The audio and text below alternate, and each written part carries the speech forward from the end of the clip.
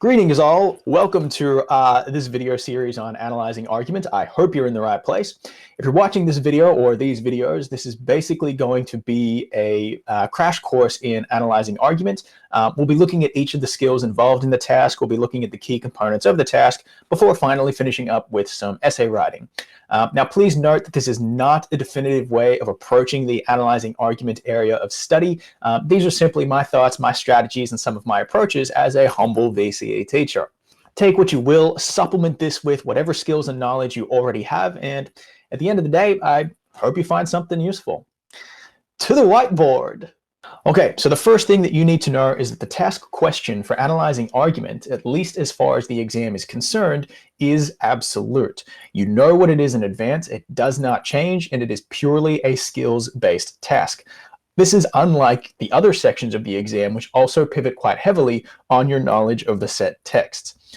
Now, the task question for analyzing argument, which I hope to God is not new information to you, is write an analysis of the ways in which argument and written and visual language are used to try to persuade others to share the points of view presented. Now, granted, in the exam, it will also specify the argument and written and visual language used on pages 12 and 13, or whatever the pages there are, but putting that aside, this is the question. It is unchanging, it is unalterable, it is absolute. Or at least that is at the time of filming this video in 2020, the year of madness, or until they decide to change the study design. Now, like any essay or task question, your first strategy should be to highlight keywords so you know what your focus needs to be. It's a super underrated strategy, and no, it is not beneath you. So the keywords here reflect the key components of the task and the criteria against which your response is assessed. So what are the keywords? Well, the first one is analysis, because that's what you're doing. Shocking how often this gets overlooked. Now, you're writing an objective analysis, which means nobody wants your own opinion. You're not passing judgment on anything the writer does. The premise of your task is just, this is what an author has done, and this is why. It's objective, it's straightforward. You need to remove yourself from your response. What you're writing about has nothing to do with you. Okay, next we've got argument. We've got written language and visual language and how they're all used to persuade, and then we've got others. Points of view presented is basically just where the various arguments of an author are implicated, or the arguments offered by several authors. Now remember that you get 2 pages of text. Now how those 2 pages are broken up is a question mark. You don't know that. Those 2 pages could be one collective text, it could be 2 texts, it could even be 3 texts. Now, all of these scenarios have been reflected in previous exams, so you need to be able to structure your response accordingly, but that's something that we'll talk about in another video. But here we have our components of the task and the subsequent skills that you need to have to write this kind of paper effectively. Now, as such, this series of videos will comprise of videos addressing each of those skills individually before our final video on essay structure.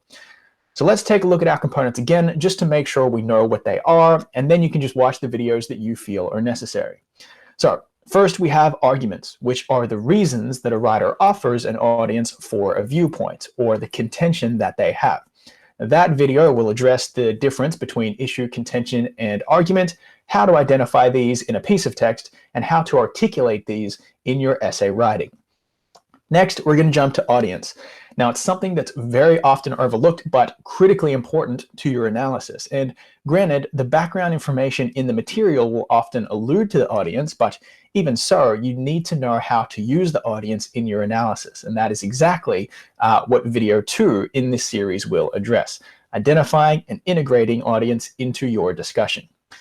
Okay, next we have written language, and this is likely the one you already know pretty well. Now, it's important to note that the task question implicates both written and visual language, and while they are different things, they both come under the umbrella term of persuasive techniques or persuasive devices. So that's why we have the persuade keyword there too. So the third video in this series will look at how to identify and discuss written language that is persuasive, and the fourth video will look at how to identify, deconstruct, and discuss visual language that is also persuasive.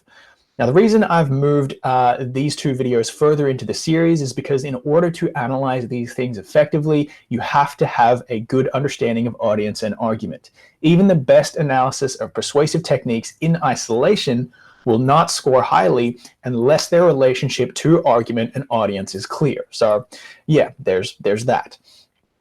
Now, finally, if you feel like you have mastered all of those skills and are therefore able to address the task question in its entirety, addressing all of those components, then your training here will culminate with essay writing. Now, that video will be about bringing all of this together. Once you've identified argument, audience, written and visual language, how are you going to structure this cohesively?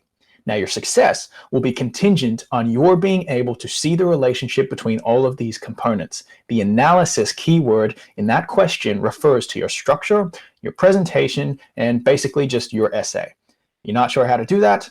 Watch that video to get some ideas.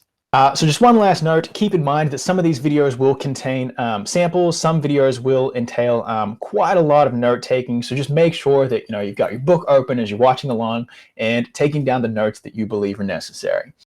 If there's anything else you need, just drop a comment in the comments section below in any of the videos. Otherwise, I will see you then. Peace.